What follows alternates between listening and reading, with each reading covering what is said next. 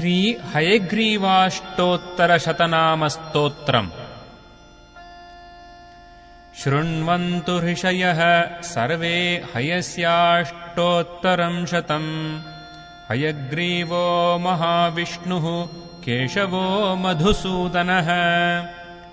गोविन्दः पुण्डरीकाक्षो विष्णुर्विश्वम्भरो हरिः।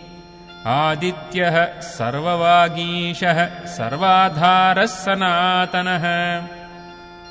निराधारो निराकारो निरीशो निरुपद्रवः। निरञ्जनो निष्कलङ्को नित्यतृप्तो निरामयः। चिदानन्दमयः साक्षी शरण्यः सर्वदायकः। श्रीमान् लोकत्रयाधीशः शिवः सारस्वतप्रदः।